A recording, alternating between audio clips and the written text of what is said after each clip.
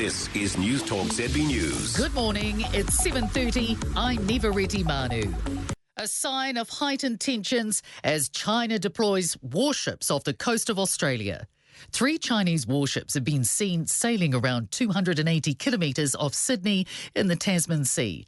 Defence Minister Judith Collins says the Chinese government hasn't told us what they're doing there. Foreign policy analyst Geoffrey Miller told Andrew Dickens it's significant and tensions are not getting any better in the Indo-Pacific. We need to be careful not to overreact to all of this as well. As the Australian Defence Minister yesterday, Richard Marles, said, they're fully entitled to be there. They're acting in accordance with international law. They're not in Australian territorial waters. This is News Talk ZB News. Good morning, it's 8 o'clock. I'm Nivareti Manu. New Zealand's Defence Force is keeping an eye on 3 Chinese warships spotted around 280 kilometres off the coast of Sydney. Defence Minister Judith Collins is unhappy the Chinese government gave no heads up about its plans. Foreign Minister Winston Peters will be in China next week meeting with officials. And foreign policy analyst Geoffrey Miller told Andrew Dickens it's important there are discussions around this. I think it is a sign of heightened tensions. It is something that hasn't happened before. It is significant. On your radio and online on iHeartRadio. Early edition with Andrew Dickens and One Roof. Make your property search simple. News Talk ZB. It's 16 minutes after 5, so the New Zealand Defence Force is monitoring activity by a Chinese naval task force. They're about 150 nautical miles from the coast of Sydney. We're watching them.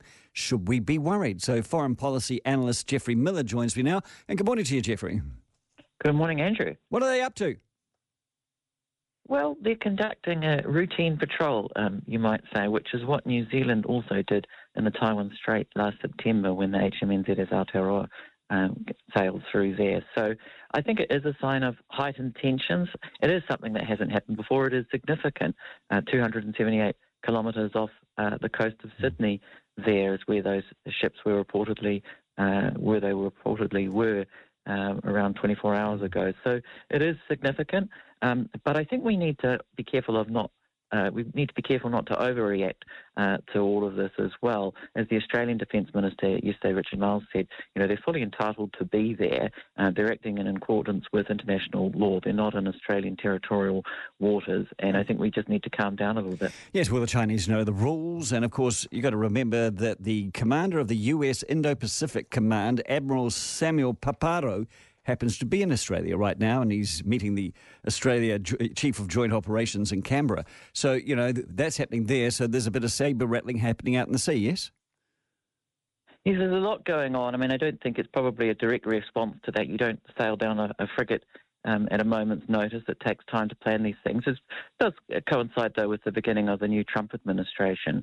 But I think there are some really concerning developments. While we've all been fixated on what's happening in Washington with Trump's statements, we've had several close calls in the South China Sea, including involving an Australian aircraft just quite recently, around 10 days ago. And there was another one with a Philippines aircraft and a Chinese helicopter just a couple of days ago. The US tested an intercontinental ballistic missile into the Pacific this week, reciprocating a Chinese test last year. Things are not getting any better in the Indo-Pacific in terms of the tensions. I think it's imperative that New Zealand continue to uphold dialogue. Winston Peters is on his way to China in the next 10 days or so, where he will meet with his counterpart Wang Yi. I think it's really, really important that he sits down and that they have a full and frank and productive discussion on all these matters, because when you add in also what's been happening with New Zealand's position on the Cook Islands, I think this will be being watched in Beijing, and perhaps New Zealand's decided to come out with a more aggressive posturing towards China this year. Perhaps it's to make the case more for greater defence spending. Remember, we're still waiting on the defence capability plan that's coming out in the coming months, and defence spending is going to go up to probably close to 2% of GDP. What an excellent answer, Geoffrey. I have to say you just answered 3 questions that I was going to ask you in one answer. So I thank you so much for your time. That is Geoffrey Miller, foreign policy expert, knows what he's talking about. But yes, Winston's going to China. He's got to talk about the Pacific, not just the Cook Islands. Yes, our defence spending is low, and now we're going to have to talk about it because the whole world is talking about defence spending. Yeah, interesting days. Though I'm old enough to know that I've worried about the end of the world a lot from time to time, and so far it hasn't happened. And I remain hopeful.